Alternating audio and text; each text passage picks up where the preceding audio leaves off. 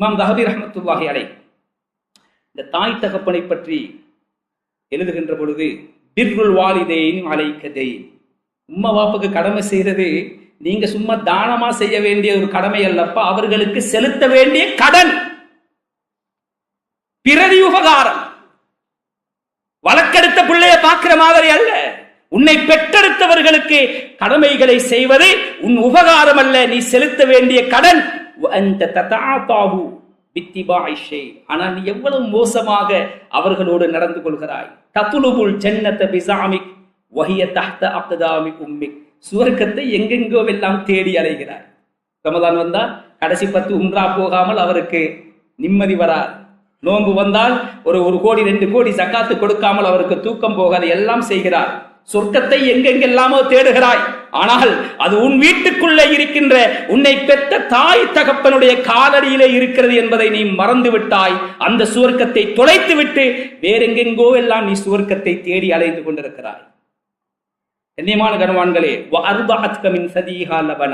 தன்னுடைய மார்பகத்திலிருந்து தன்னுடைய இரத்தத்தையே பாலாக்கி உனக்கு அவள் ஊட்டிக் கொண்டிருக்கிறாள். எத்துணை இரவுகள் உனக்காக வேண்டி அவள் தூக்கம் விழித்திருப்பாள். சுப்ஹானல்லாஹ். நாங்கள் தகப்பனாகி எங்களுக்கு பிள்ளை பிறந்து எங்கள் மனைவி இடத்திலே அந்த பிள்ளை பால் குடிக்கின்ற பொழுதுதான் எங்களுடைய தாய்மாருடைய பொறுமதி கொஞ்சமேனும் எங்களுக்கு புரிய வருகிறது. இதைத்தான் சொல்லுகிறார்.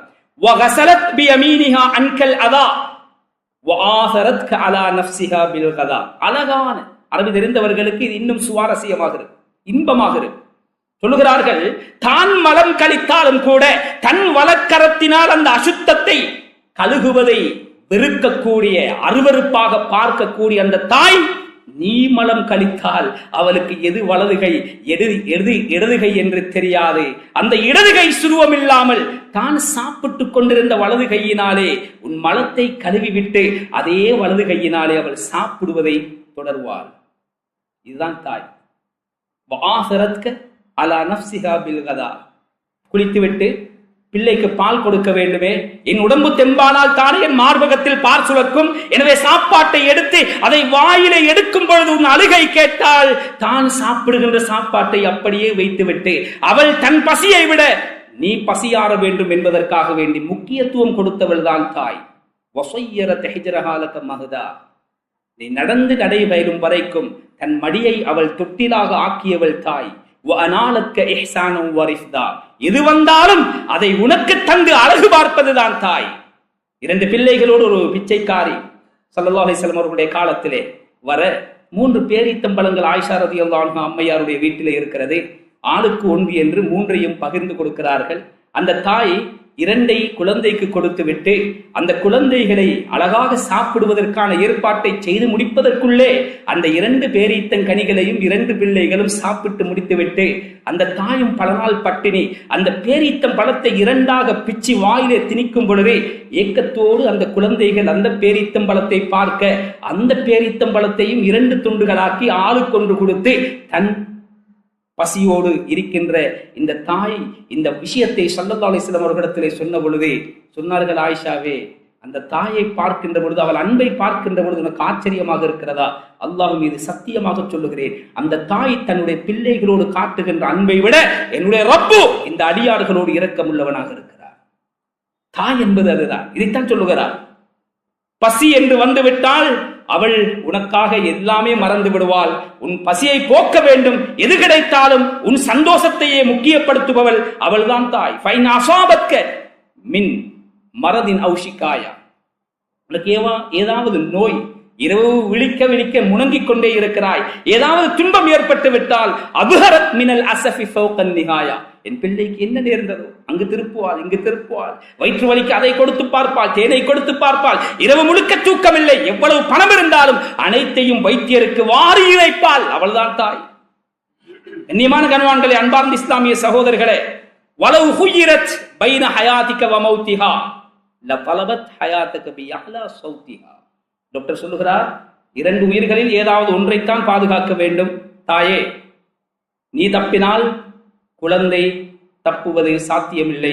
குழந்தையை பாதுகாத்தால் உன் உயிருக்கு உத்தரவாதம் இல்லை.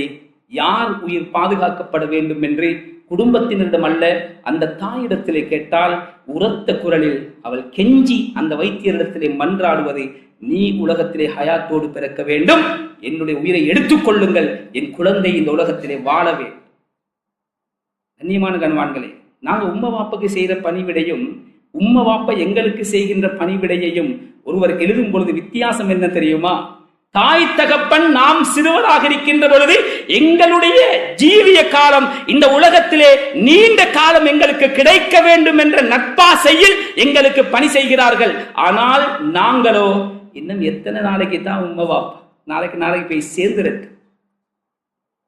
வயது முதிர்ந்தவர்கள் வந்து சொல்லுகிறார்கள், அதுல துவா செஞ்சு கொள்ளுங்க, உம்மா ஐசியூல வாப்பா ஐசியூல எழும்ப முடியாது, அல்லாஹ் நோயை குணமாக்குவானாக என்று தப்பித்தவரை நாம் துவா செய்தாலும் இல்ல, அதுல 85 வயசாச்சு, போதும் வாழ்ந்தது, இனி என்னால முடியாது.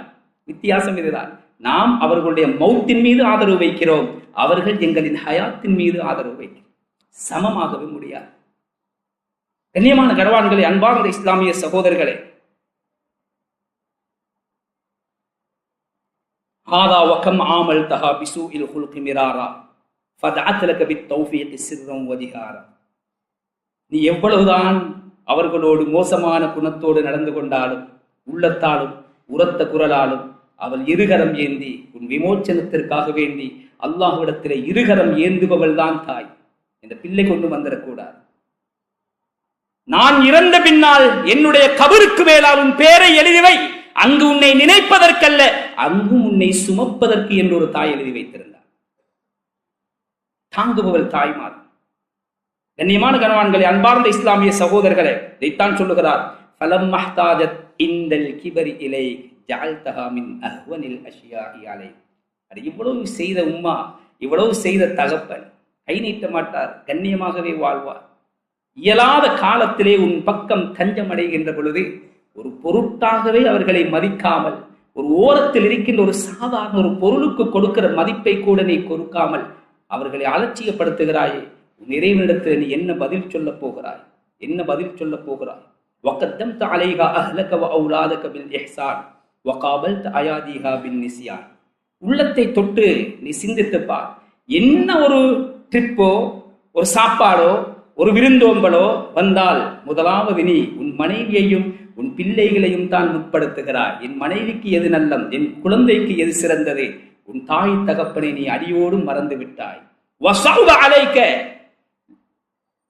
அம்ருஹா வஹுவ யஸீர் வபால அலைக உம்ருஹா வஹுவ கஸீர். ஒரு தாயை வச்சு பராமரிக்கிறது எவ்வளவு சிம்பிளான விஷயம், எவ்வளவு லேசான விஷயம். ஆனால் அவள் எவ்வளவுதான் சாப்பிட போகிறாள், எத்தனை கிலோ சாப்பிட போகிறாள், எத்தனை ரொட்டி சாப்பிட போகிறாள், எத்தனை கிலோ மாமிசம் சாப்பிட போகிறாள். ஒரு யானையை வைத்து வளர்ப்பது மாதிரி கஷ்டமா? அவ்வளவு சுலபம், அவ்வளவு சிம்பிள், அவ்வளவு இலகு. ஆனால் உன் பார்வைக்கு அது மிகப்பெரிய ஒரு பாரமாக இருக்கு. உன் பார்வைக்கு அது மிகப்பெரிய ரத்த கண்ணீர் வடிக்கணும். எங்களுடைய சமூகத்தில் மாங்காங்க ஊரு பேர் சொல்ல நான் விரும்பவில்லை, முதியோர் இல்லங்கள் புதிதாய் முளைத்துக் கொண்டிருக்கிறது. ஒரு முதியோர் இல்லத்தில் ஒரு அம்மா எழுதி வைத்திருந்தார், இது மனித காட்சி சாலை, இது மிருக காட்சி சாலை என்பதுதான் ஜூ. மிருகங்கள் பார்க்க வேண்டுமானால் அங்கு போகவே. அவள் எழுதியிருப்பது இது மனித காட்சி சாலை, அவ்வப்போது எங்களிடம் பால் கொடுத்த மிருகங்கள் வந்து எங்களை பார்த்து விட்டு போகும். அவ்வப்பொழுது எங்களிடத்தில் பால் குடித்த 4 கால் உள்ள பகுத்தறிவில்லாத மிருகங்கள் எங்களை பார்த்து விட்டு போவார்கள் என்று அந்த முதியோர் இல்லத்தை பற்றி ஒரு அற்புதமான, இந்த உலகத்தில் யாராலும் எழுத முடியாத ஒரு வரியை அவள் ஆதங்கத்தை எழுதி வைத்திருக்கிறார். எனவே கண்ணியமானவர்களே, பிள்ளைகளுக்கும் மனைவிமார்களுக்கும் முக்கியத்துவம் கொடுக்கிறோம். இதுக்கெல்லாம் சம்பவம் சொல்ல இடம் போதாது.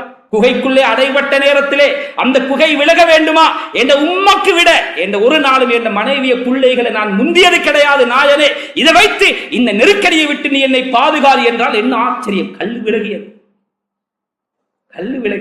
பொன்னெழுத்துக்களால் இஸ்லாத்திலே பொறிக்கப்பட்ட அற்புதங்கள். இந்த மார்க்கத்தை தான் மோசமான மார்க்கம் என்று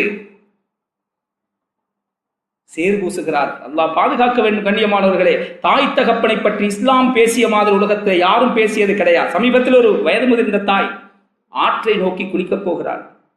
முக்கியமான ஒரு ஆலிம், அம்மா எங்க நடந்து செல்கிறீர்கள்? இல்ல வாப்பா குளிக்க போ.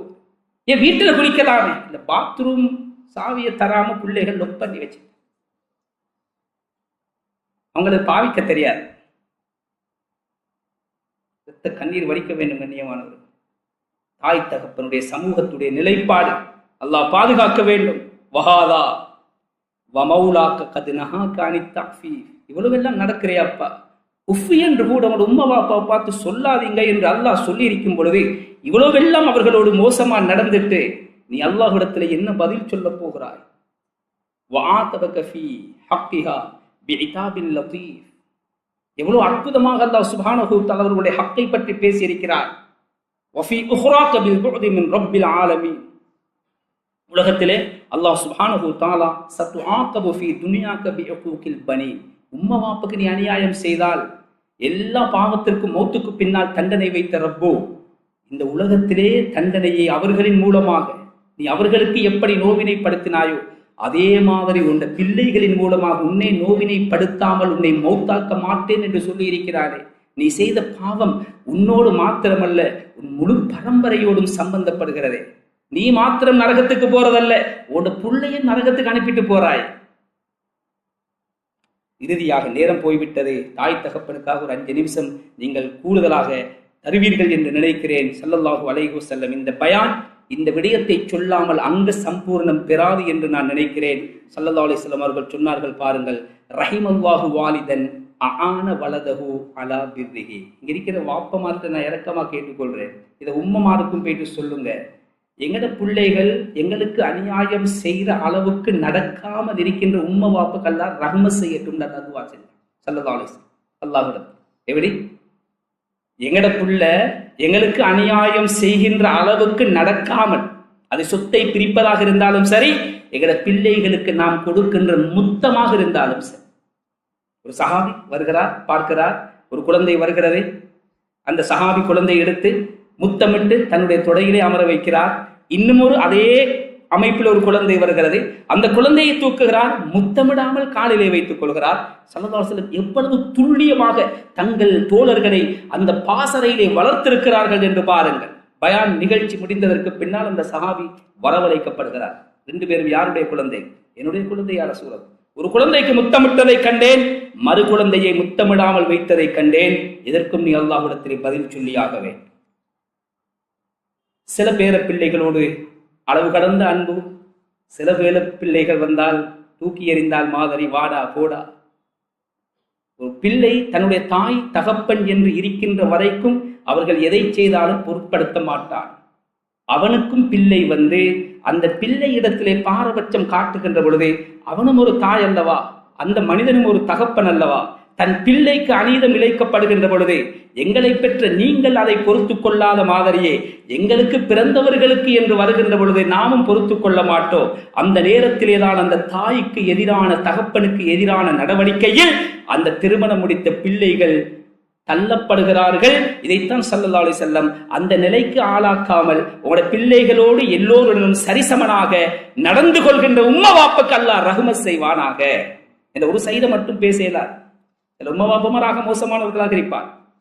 அவர்களுக்கும் ஸல்லல்லாஹு அலைஹி வஸல்லம் இந்த விடயத்தை சொல்லியிருக்கிறார்களாக. கண்ணியமான கனவான்களை, குறுகிய காலம் உலகத்திலே வாழ்ந்து கொண்டிருக்கிறோம். தாய் தகப்பனுடைய மகத்துவத்தை நாம் உணர்ந்து செயல்பட வேண்டும். அவர்களுடைய காலடியில் இருக்கின்ற சுவர்க்கத்தை முதலாவதாக நாம் அடைந்து கொள்ள வேண்டும். எனவே இருக்கின்ற இந்த சந்தர்ப்பத்தில் யார் யாருக்கெல்லாம் தாய் தகப்பன் இன்னும் ஹயாத்தோடு இருக்கிறார்கள், நல்லா யாதி வைத்துக் கொள்ளுங்கள். எத்துணை கோடி கொடுத்தாலும் வாங்க முடியாத அழியா செல்வம் அது.